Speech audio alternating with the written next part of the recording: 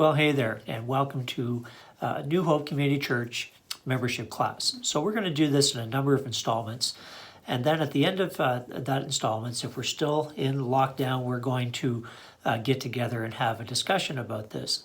There are limitations to this, of course. You're going to be hearing from me, and I can't hear from you. But if you do have questions, don't hesitate to give me a call, send me an email, send me a message, and I would love to discuss that with you and answer any questions that you have. What I'm about to give you is not exhaustive. It's kind of a summation of the general principles of who we are, what we're about, and where we're going. And we're going to be doing some history to start off and give you a little context of what this church is all about. But again, I encourage you to get on the Google, get on Wikipedia, and explore some of these things further, because the history of the Baptist Church is absolutely fascinating, both where it began in England, as it came across the pond over here in North America, as it came up here into Canada. It's just a fascinating story, and I'll just be touching on that briefly. And so on each one of the things that I'm going to be talking about in this video and the videos to come, there's much more information underlying that you can just go at your own pace and go as deep as you want in there. This is a membership class, and there's going to be a few things that are going to pop into your head. So again, please feel free to give me a shout with those questions. One of the first questions is, why in the world should I become a member? I'm going to church, everything's fine, I give to the church, I volunteer at the church, and I'm not a member, and I really don't see why I should become a member. Well, this church is governed by you. I work for you. The board here, the leadership team at this church works for you. Everything we do and every decision that we make sure that we are representing you, and we are looking after your best interests here. Of course, the leader of this church is Jesus Christ. He is the authority, and it's based on Scripture and His Word. But the general operation of this church, and to make sure that we are following Christ and we are following His principles as outlined in the Bible, we do have members who discuss and make decisions, make prayerful decisions, and we would like for you to consider being part of the membership of this church. Yeah, for sure you can keep coming to church, and for sure you can be involved, and you can give to the church in many different ways and not be a member. But there are some things that we must address, and we must decide that it would be better if you are in on that and can cast a vote. A non-member can't vote. You can still have your input, and we invite you to every members meeting that we have. But when we do cast the votes, you do need to be a member of this church to make those decisions. Now, I'll tell you why that's so important when it comes to New Hope Community Church. Well, we were a small church just 1 year ago, and we had a small membership base. And as the church has been growing, and as new people come into the church and get involved, start investing in the work of this church and the mission of this church, it's good to have your voice and to be able to cast that vote. After all, the more we grow, and let's say if we grow up to be 200, 250, 300 people here at this church, and we only have a small base of membership with voting rights, we're not hearing your voice. You can become a member. We can not only hear your voice, but you can cast a vote there as well. It's also important to become a member because it shows solidarity. I believe in this church. I want to commit to this church. Therefore, I'm going to become a member of this church. And there's also another reason. That is, there are certain positions that we require membership for. So, in other words, why would we put you in a position of leadership in some area if you haven't committed to this church? There's lots of good reasons to become a member. And so I want to thank you for taking the time to watch this and to become a member. Now, next question. How do I become a member? Well, quite easy, actually. We give just a few-step process. One is that we ask you to go to a membership class, which is, because we can't gather in person, this is the membership class right now. So we ask you to watch these videos. And again, if you have any questions or concerns or anything like that, or you think, I don't quite understand that, please let us know. We'd like to discuss that with you. So watch the video. The other requirement for membership is that you are baptized. And we ask that we require that you are baptized as an adult or teenage or an older child. The reason for that is, and we'll discuss this in the church history, is that we believe that once you become saved out of your free choice, your choice, then you freely choose to be baptized as well. And that baptism is not only a symbol, but also a testimony of your faith. So let's say someone comes in and they transfer into this church and they are getting involved and they want to become a member. We'll often say, well, are you baptized? And they may say, well, I was baptized as an infant. And the reason why we don't say, okay, that's fine, is that wasn't your choice. That was your parents' choice. And so we want to see that you made your own choice to enter into the faith and to be baptized. And that's kind of the receipt of your faith. You can come from various different walks and different churches, but if you were baptized by immersion, by your own choice, that is a symbol that you truly are a Christian. So you need to take a class. You need to be baptized. Of course, it's a given that if you've been baptized, you are a Christian. And the last step is that you agree to commit to the covenants. We are a covenant church. We have covenanted together to agree upon certain principles, how to treat one another, how to treat others, and how to serve Christ. And we'll be getting to that covenant in just a little bit. Well, that's just a brief overview of what is membership class, how you become a member. So let's start digging in on the first part of our class, and that is history. Where in the world did the Baptist church come from? I probably should pause to say this. There are some people that come to our church, they don't even know that we're Baptists. We don't hide that. It's on our bulletin that we are part of the Canadian Baptists of Atlantic Canada, and we're very proud of that. But we don't carry the Baptist name. But we are very much Baptist, and we're going to explain why that is important to us, why we value that, and why we hang our hat here in the Baptist church. So where did Baptists come from? Well, you need to go back just over 400 years ago to 1606, in that time frame right there. And there was a man who most would consider the first Baptist. His name was John Smith. And John Smith went to Cambridge University, and during his studies there, he became dissuaded with the Church of England. The Church of England, as you know, was a break-off of the Roman Catholic Church over the issue of whether King Henry VIII could divorce his wife. He got frustrated and started his own church, which very much looked like and believed much like the Catholic Church. The difference being is that the king or queen was the head of the church. Well, John Smith, that just didn't seem to jive with what he was understanding in the New Testament, and therefore he decided that he should be baptized as an adult. He poured a pitcher over his head, and he became the first Baptist. And not just because he broke away from the English church, and not just because he rejected infant baptism and went with adult baptism, but because he just found that the church was getting away from the principles of the first century church. And that's been really the defining thing from Baptists ever since. We want to be as close to what Jesus intended for the church to be. And we want Jesus to be the leader of our church, the pastor of our church. And we want Scripture to be our authority. We're not going to take our orders of the faith through the government or through a king. It's by Jesus and the principles outlined in his book, of course. So that's where Baptists began.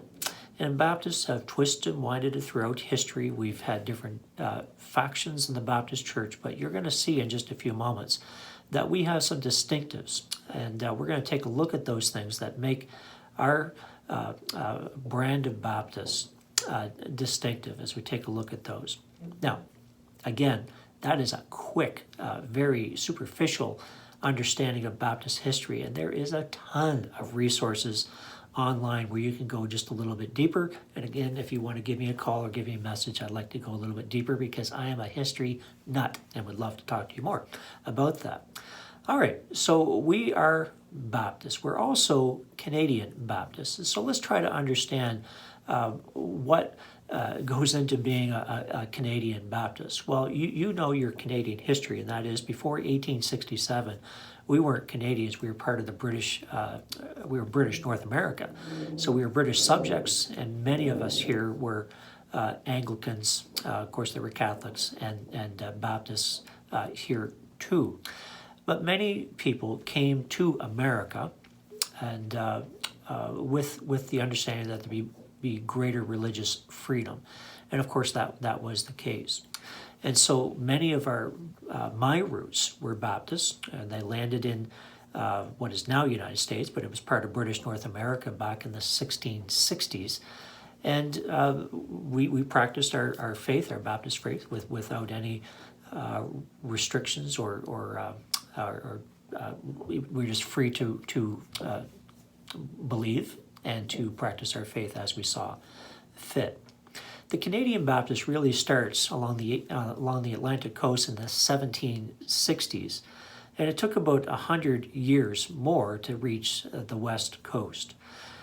The first official record of a Baptist church in Canada was that of Horton Baptist Church, now Wolfville, Nova Scotia, on October the 29th, 1778.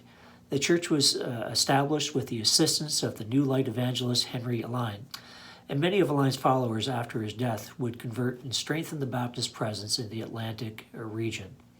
And so we have strong roots here in Atlantic Canada, and that is seen as a source of pride for many of us, that we have a long established roots in the Baptists, and we sit on boards all over the world because we're really well established and well respected here. All right, so part of my story is that my family were Baptists. I just got Ancestry.ca for Christmas and exploring where we all came from, and come to find out, we didn't come directly from England to Canada. We went to British North America into Massachusetts. Most of my family on different lines, we all come from basically around Boston. We were Baptists. Now, here's an interesting piece of history that I'm struggling with, and it's this. We came from Boston, Massachusetts, or Salem, Massachusetts, in the year 1762, 1763, in that range. Now, you have to understand, why in the world would someone from British North America south, down in Boston area, come to Nova Scotia at that time? Well, it's a sad part of our Canadian history, or pre-Canadian history, British North America, that we expelled the Acadians in 1755. And what happened with the expulsion of the Acadians, there was so much land and farms that were vacant, and so there was a push to bring loyalists up from the United States and into Canada. So many of the first Baptists, including my family, were those Baptists that came up and took French land and took French farms and farmed them and created roots that we have here today. So it is an interesting part of our Baptist history that the strength of our numbers today were built on the fact that we took over Acadian land. I'm very proud of the fact that our CBAC has made an official statement about that period of time, and we have outreach and inreach to the Acadians, and of course we have the French Baptist Union as part of us as well. We've mended that fence. But what's interesting is that when I was a pastor in Shediac, there were still some tensions, and there were a lot of tensions 50 years before I arrived there between the French and the Baptists. And I think there's many reasons, but one of those reasons would be that there is some hostility towards us Baptists, because we did take Acadian land way back then. So here we are in Canada now, and we have this Baptists, and we form churches. Two of the oldest churches are within 2 or 3 hours of this drive. One's only 30 minutes away from us, down in Middle Sackville area, where one of the first Baptist churches was established there. And of course, as I mentioned, Horton or Wolfville Baptist Church down there. Again, long history of roots there. And you're going to see how our roots made us and created us into what we are today. All right, so we are Baptists, we are Canadian Baptists, but we are also Canadian Baptists of Atlantic Canada. That is our denomination. That is who we associate with, and it's the organization that we are part of. I heard this probably about 10 years ago, 10, 12 years ago, and I couldn't believe it when I heard it. And it's been, a decade or more since I've heard this, so it's maybe changed. But back then, I heard a independent fellowship Baptist pastor say that there are 10 different Baptist flavors of denominations in Moncton alone. And that may be very well true. I mean, I can just think of a few. There's the Independent Fellowship Baptist. There's the Independent Baptist Churches. There's the CBAC, which we are part of. There's the Southern Baptist. And that's the only ones I can think of. But I'm told that there are 10 different variations of Baptists. And so having said that, here in Atlantic Canada, we have Baptists that are very right-wing, fundamental on one side, and then you would have some that are very liberal on the other side. So where does the CBAC fall? I do believe that we fall in the middle. We have within our fence of the CBAC some that would be a little more to the right, some that would be a little more to the left, but I think over the past few years especially, the church, the convention, sorry, not the convention, we used to be called the convention, the CBAC has gotten to the point where we have lost the far left, we have lost the far right, and we are a group of Baptists who have found a balance that I feel quite comfortable here. Just going to pause here and just say this. I wasn't raised a Baptist. My family has Baptist roots. My grandfather was a Reformed Baptist pastor. My father and mother grew up in the Reformed Baptist Church in 1968. The Reformed Baptist Church here in Atlantic Canada joined the Wesleyan Church. And so I was raised from 1971 until 2006 when I started at Shediac Baptist Church. I was a Wesleyan. But I have not changed my thinking, my theology, my preaching. I found the transition to be, there didn't seem to be a transition there at all. I fit very neatly and I feel very safe in the boundaries of the CBAC, which makes sense because there's a little part of history. Again, I'm a history buff here. In 1888, a group was removed or kicked out or voted out of the Maritime Baptist Church, which is a forerunner for the CBAC that we're in now. And that group became known as the Reformed Baptist Church, not because they had Reformed theology, but they were Reformed from the Baptists that they were having left or voted out. And that group there, between 1888 and 1968, was known as the Reformed Baptist Church. So my roots and my history and my grandfather's pastorate and my father's, we went from the Reformed Baptist Church to the Wesleyan Church, and I'm now in the CBAC. But again, in a few minutes, we're going to take a look at the Baptist distinctives, the ones that, the distinctives that make us Baptists, and every single one of those would hold true in the Wesleyan churches as well. Anyway, that's just a side. So let's take a look at the CBAC, the Canadian Baptists of Atlantic Canada. Again, that's our denomination. And so really the most recent history of our coming together of various denominations happened way back in 1905, 1906. Our history begins when three streams of Atlantic Baptists came together to form the United Baptist Convention of the Maritime Provinces. So you probably heard our church is being referred to as United Baptist. In fact, there's a church I'm helping out down in Parsboro right now, and they're still called Parsboro United Baptist Church.